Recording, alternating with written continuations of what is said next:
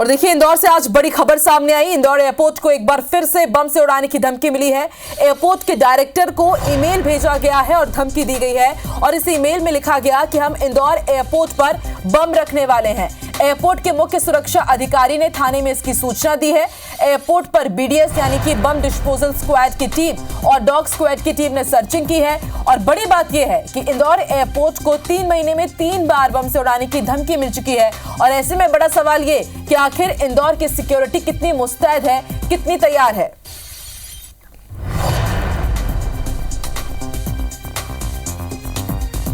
तो एहतियातन अब यहां पर सर्चिंग तेज कर दी गई है। आने जाने वाले जितने भी लोग हैं उनकी चेकिंग हो रही है, लगेज की यहां पर सघन चेकिंग हो रही है। लेकिन बड़ी बात यह कि 3 महीने में तीसरी बार इंदौर एयरपोर्ट को बम से उड़ाने की धमकी मिली है। इससे पहले भी 2 बार बम से उड़ाने की धमकी मिली थी, लेकिन उस वक्त वो सिर्फ एक फर्जी खबर निकली, असामाजिक तत्वों की शरारत निकली। लेकिन एक बार फिर जो मुख्य सुरक्षा अधिकारी हैं उन्होंने पुलिस को सूचना दी है कि जो एयरपोर्ट के मैनेजर है, मैनेजिंग टीम है, उन्हें यहां पर बम से उड़ाने की धमकी दी गई है। पूरे एयरपोर्ट को, इंदौर के एयरपोर्ट डायरेक्टर को यह धमकी मिली है। उन्हें ईमेल आया और उसमें लिखा हुआ था कि हम बम रखने वाले हैं इंदौर एयरपोर्ट में।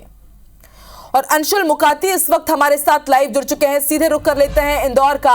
अंशुल, 1 या 2 बार नहीं बल्कि 3 महीने में 3 बार इंदौर एयरपोर्ट को बम से उड़ाने की धमकी मिली है। ऐसे में बड़ा सवाल कि आखिर बार बार असामाजिक तत्व ऐसा क्यों कर रहे हैं और इंदौर एयरपोर्ट की सिक्योरिटी इसे लेकर कितनी मुस्तैद है, कितनी तैयार है।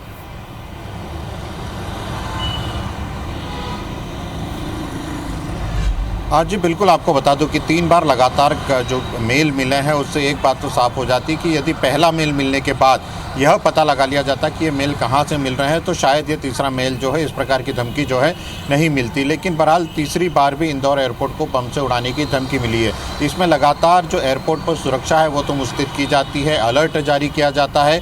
BDDS की टीम और डॉग स्क्वाड टीम जो है वो एयरपोर्ट पर सघन चेकिंग अभियान भी चलाती है और एयरपोर्ट की सुरक्षा का जो लेयर है उसे भी बढ़ाया जाता है। लेकिन अभी तक एक भी बार, जितनी जो 3 बार शिकायतें हुई हैं, तीनों में अभी तक ना तो पुलिस और ना ही सेंट्रल एजेंसियां ये पता लगा पाई है कि ये मेल जो है ये कहाँ से जनरेट हो रहे हैं और किसके द्वारा ये शरारत जो है यह की जा रही है। हर बार जब भी धमकी मिलती है उसके बाद जब चेकिंग चलाई जाती है उसमें कुछ भी नहीं निकलता और ये साफ होता है कि यह एक शरारत थी। लेकिन कहीं ना कहीं बार बार इस तरह की शरारतें होने से इंदौर की एयरपोर्ट की जो सुरक्षा व्यवस्था है उसको लेकर भी सवाल खड़े किए जाते हैं। बार बार जब भी मेल मिलता है तब इंदौर एयरपोर्ट की सुरक्षा में चाक चौबंद व्यवस्थाएँ होने के दावे कहे जाते हैं। हालांकि इंदौर एयरपोर्ट जो है वो सेंट्रल सुरक्षा एजेंसियों के अंतर्गत आता है। सेंट्रल की जो सुरक्षा एजेंसी है वो उसकी सुरक्षा संभालती है। बाहर की जो व्यवस्थाएँ हैं वो इंदौर पुलिस के द्वारा संभाली जाती है। लेकिन इंदौर में जिस प्रकार की लगातार एयरपोर्ट के आसपास की घटनाएं जो हैं वो सामने आती है उससे बार बार सुरक्षा पर सवाल जरूर खड़े होते हैं। हालांकि जिस प्रकार से मेल भेजे जाते हैं उससे परेशान सिर्फ और सिर्फ वे यात्री होते हैं जिनकी जो फ़्लाइट से सफ़र करने के लिए इंदौर एयरपोर्ट पहुंचते हैं या बाहर किसी फ़्लाइट से इंदौर एयरपोर्ट पर आते हैं। जब भी ऐसे मेल आते हैं तो एयरपोर्ट पर अलर्ट जारी किया जाता है और सबसे ज़्यादा चेकिंग भी इन्हीं यात्रियों के सामान की जाती है।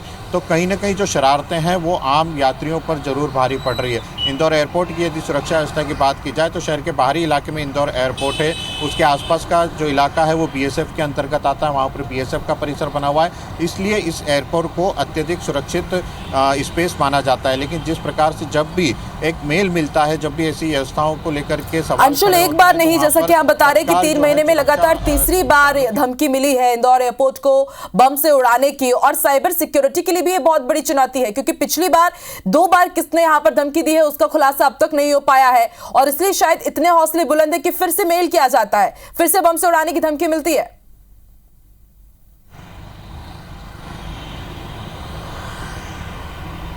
हाँ जी, बिल्कुल। अगर इसमें पहली बार में ही ये पता लगा लिया जाता कि यह मेल कहाँ से जनरेट हो रहा है और किसके द्वारा भेजा जा रहा है तो कहीं ना कहीं एजेंसियाँ जो हैं इस प्रकार की घटनाओं को रोक लेती। लेकिन जब भी मेल मिलता है उसके बाद तमाम सुरक्षा उपाय करना, चेकिंग करना, यह पुलिस की मजबूरी भी बन जाता है और उस एयरपोर्ट प्रबंधन को भी अलर्ट जारी करना पड़ता है। ऐसे में उन यात्रियों को यहाँ पर परेशानी उठाना पड़ती जो कि यहाँ से सफ़र करने वाले होते हैं। हालाँकि समय समय पर पुलिस के अधिकारियों का दावा है कि एयरपोर्ट पर मॉक ड्रिल जो है ऐसी घटनाओं से निपटने के लिए की जाती है। सेंट्रल की एजेंसियों के साथ मिलकर के लोकल पुलिस, BDTS टीम और डॉग स्क्वाड जो है इस प्रकार की मॉक ड्रिल करते हैं जिसमें ऐसे संदिग्ध वस्तुओं का पता लगाया जा सके।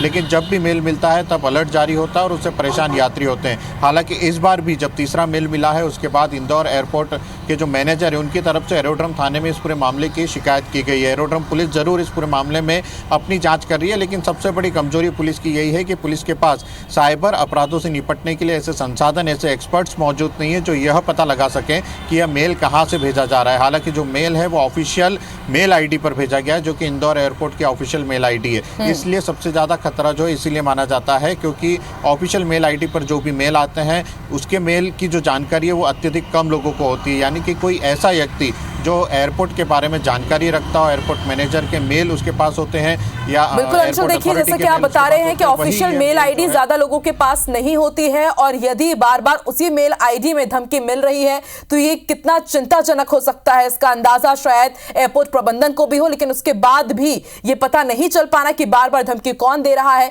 ये कहीं ना कहीं बहुत बड़ी चूक साबित करता है। शुक्रिया अपनी जानकारी के लिए।